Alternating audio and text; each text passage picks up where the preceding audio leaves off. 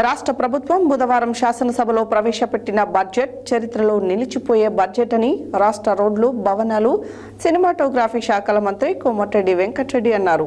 గురువారం నల్గొండ జిల్లా కలెక్టర్ కార్యాలయంలో ఏర్పాటు చేసిన మీడియా సమావేశంలో ఆయన మాట్లాడారు.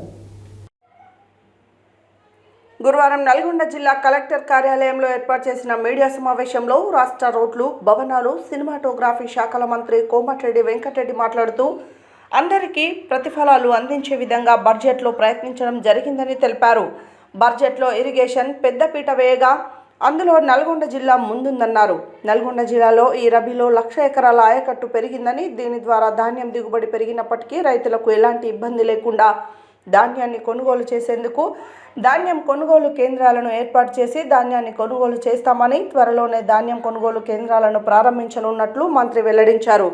బ్రాహ్మణ వెల్లెంలకు బడ్జెట్లో 2 నిధులు పెంచడం జరిగిందని, బ్రాహ్మణ వెల్లెంలలో నీళ్లు నింపడం ద్వారా భూగర్భ జలాలు పెరిగాయని, కాలువలు, ప్రాజెక్టు పనులు పూర్తి చేసేందుకు గాను 37 కోట్ల రూపాయలను విడుదల చేయడం జరిగిందని, డిసెంబర్ నాటికి 1,00,000 ఎకరాలకు నీళ్లివ్వాలన్న లక్ష్యాన్ని పూర్తి చేస్తామని మంత్రి తెలిపారు.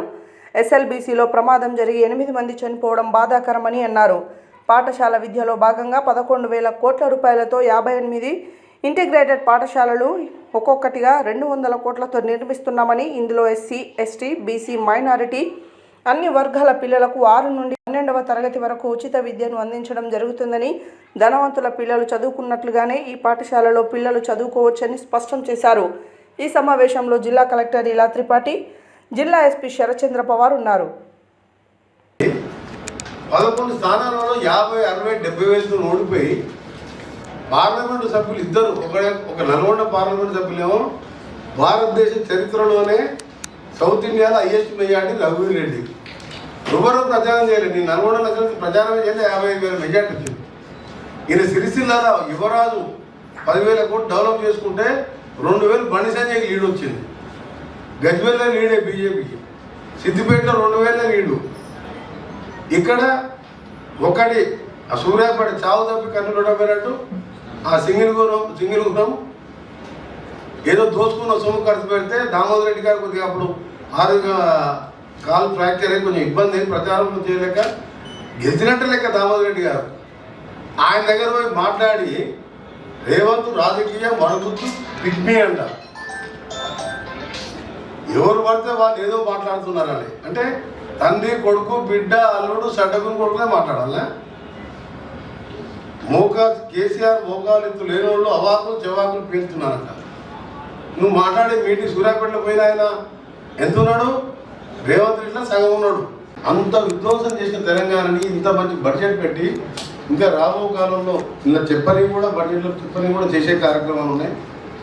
ముఖ్యంగా నల్గొండ జిల్లాని అన్ని రంగాల్లో ముందుకు తీసుకొస్తూ ఎస్ఎల్బీసీ టన్నులు తాత్కాలికంగా ఇబ్బంది ఉన్నా దాన్ని కూడా పూర్తి చేస్తామని ఇక్కడ ప్రతిపక్షాలు కూడా విజ్ఞప్తి చేస్తున్నా. మీరు 10 ఏళ్ళలో మీరు ఏం చేసారు? ఒక డబుల్ బెడ్రూమ్ ఇల్లునే కట్టినారు. Nalgonda town exam, Nalgonda constituency example తీసుకుంటే 9,973 973 ఇల్లు కట్టి ఎవరు గృహప్రవేశం చేయలేదు. కొంతమందికి అలాట్మెంట్ ఇచ్చింది కానీ మిగిలిన వారికి సగం మందికి అలాట్మెంటే లేదు. ఇప్పుడు మా కలెక్టర్ గారికి చెప్పి దాన్ని అంతా రిపేర్కి ఎంతైతే ఎస్టిమేషన్ వేసుకొని ఆ ఇల్లు పంచుకుంటూ మళ్ళీ 3,500 ఇల్లు నేను మళ్ళీ నా కోటతో పాటు అర్బన్ కోటా కూడా ఎక్స్ట్రా ఇచ్చి ఇళ్ల స్థలాలు ఇచ్చి చేసే విధంగా ప్రయత్నం చేస్తుంది.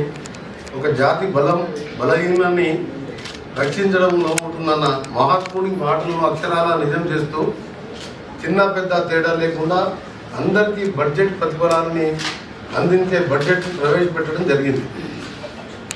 బడ్జెట్లో ముఖ్యంగా బ్రాహ్మణ వెల్లెంల ప్రాజెక్టు నుంచి మొదలు పెట్టుకొని లాస్ట్ ఇయర్ వితౌట్ కాళేశ్వరం మనం వాటర్ స్టోరేజ్ చేయకుండా మేడిగడ్డ ఇక్కడ కుంగిపోయిన సందర్భంలో 1,70,000 కోట్లతో కట్టి కాళేశ్వరం యూజ్ చేయకుండానే 1,52,00,000 టన్నుల ధాన్యాన్ని పండించి దేశంలోనే ముందు వరుసలో ఉన్నాం. అందులో నల్గొండ జిల్లాలో కూడా ఎక్కువ పంట కూడా పండడం జరిగింది.